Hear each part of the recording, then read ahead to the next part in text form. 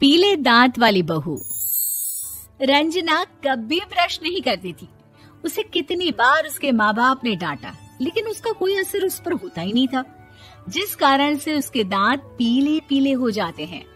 शादी के बाद। अरे बहू, वैसे तो तुझ में कोई कमी नहीं है, पर तेरे दांत इतने पीले कैसे हैं बेटा? कैसे मतलब? कोई सर्जरी थोड़ी ना कराई है। वो तो क्या नाम, मैं ब्रश नहीं करती थी तो पीले हो गए। अब क्या करूं? आप कहे तो लाल करवा लूं या फिर काले? यार ये क्या है, क्यों माँ से लड़ रही हो? लड़ रही हूँ? अरे मैं लड़ रही हूँ या ये बोल रही है कि दांत पीले हैं, पीले। अरे तपस्या थोड़ी ना की है इन्हें पीले करने के लिए। बकायदा ब्रश नहीं किया है 20 साल तक, तब जाकर। छी, कैसी बात कर रही हो? ये उस वक्त तो पीले नहीं थे जब हम लोग तुम्हें देखने आए थे। अरे तब साफ करवा लिया होगा डेंटिस्ट के पास जाकर। अब देखो कैसे पीले पीले लग रहे हैं। रंजना सास की तरफ गुस्से से देखती है। फिर शुरू हो गई पीले पीले पीले। अरे पीले तो तब भी थे जब मेरे हाथ का रसगुल्ला उड़ा उड़ा कर खा रही थी और बोल रही थी, लड़की नहीं गुणों का खजाना दे रहे भाई साहब आप।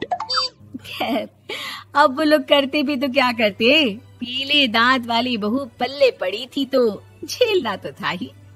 एक दिन कीर्तन में रंजना गाना गा रही थी।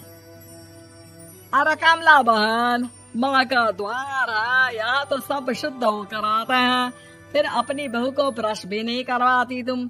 दूर से पीले पीले दांत भक्ति में बाधा उत्पन्न कर रहे हैं। अरे कोई 2 साल के बच्ची थोड़ी ना लेकर आई हूँ मैं बहू बनाकर।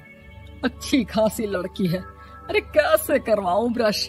ये तो उसे खुद करना चाहिए ना। अब माँ बाप तो इसके जैसे तैसे निपटा दिए, ये नहीं सोचा कि सास कैसे संभालेगी। सास बहू को लेकर घर आ जाती है, लेकिन सोच लेती है कि अब इसे लेकर कहीं नहीं जाएगी। अगले रोज बहू कहती है, अरे क्या हो गया, मंदिर नहीं जाना क्या? कीर्तन का वक्त हो रहा है। मेरी मधुर वाणी से कान्हा जी जागते हैं और सोते हैं। आप तो जानती है ना उनकी भक्ति में कितना मन लगता है मेरा। वो क्या है ना, तबीयत ठीक नहीं लग रही है मेरी, आराम करूंगी मैं। तबीयत ठीक नहीं लग रही? अभी तो मिथुन के गाने पर नाच रही थी आप, और अब बोल रही है कि तबीयत ठीक नहीं लग रही। अरे भक्ति में मन लगा लो सासू माँ, ऊपर जाना है, क्या मुंह दिखाओगी आप? हाँ? सास को बहू की बात पर गुस्सा आ जाता है। मैं क्या मुंह दिखाऊंगी, इसकी चिंता तो ना कर, समझी? अपने मुंह की चिंता कर, जो ये पीले पीले दांत लेकर हर जगह पहुंच जाती है। पता है लोग कितना मजाक बनाते हैं। ना जी ना, मैं नहीं जाना कहीं तेरे साथ। तो ये बात है। कोई ना, मत जाओ, मैं अपने कमरे में ही बैठकर भक्ति कर लूंगी। ऊपर वाला दांत थोड़ी ना देखता है, मन देखता है, भावना देखता है। और अरे बस बस, तू सब कुछ दिखा, बस ये सफेद चमकदार दांत ना दिखाना किसी को, है? जा यहाँ से। बहू को सास की बात का कोई फर्क नहीं पड़ता, वो तो जैसी थी वैसी ही रह जाती है। सुबह नहाकर किचन में खाना बनाना, फिर खाना खाना, कीर्तन भजन करना और सो जाना। एक दिन, माँ जी मैं सहेली के घर जा रही हूँ, शाम को लेट आऊंगी। हाँ, तो जाना, मैंने कौन सा तेरी आरती करनी है घर पर बैठकर। रंजना सहेली के घर जाती है, जहाँ वो पार्टी में जाने की तैयारी कर रही होती है। अरे शिखा, कहाँ जाने की तैयारी कर रही है? मैं गलत वक्त पर आ गई क्या?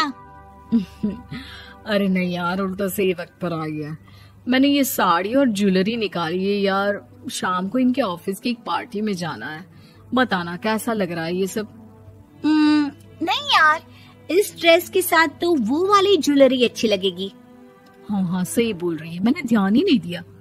वैसे तो हमेशा से मस्त फैशन सेंस रखती है।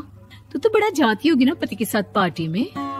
रंजना कुछ नहीं बोलती, बस सोचती है कि यार काश ये बात सही हो जाती, पर मैं क्यों नहीं जाती पार्टी में? क्या इन लोगों की कोई पार्टी होती नहीं होगी? रंजना घर आती है और रात में पति से सवाल करती है, एक बात बताइए, आप मुझे किसी पार्टी में क्यों नहीं ले जाते? क्या आपकी यहाँ ऑफिस में पार्टी नहीं होती? पति बेचारा क्या कहता कि दांत पीले हैं तुम्हारे इसलिए। अरे कोई पार्टी होती नहीं हम लोगों के ऑफिस में, तो कहाँ से लेकर जाऊं? और मार्केट, मॉल, कहीं वीकेंड घूमना, कहीं तो। अरे यार सारे हफ्ते में एक छुट्टी मिलती है, तो सोचता हूँ कि आराम ही कर लूं। क्यों? रंजना मन मार के रह जाती है।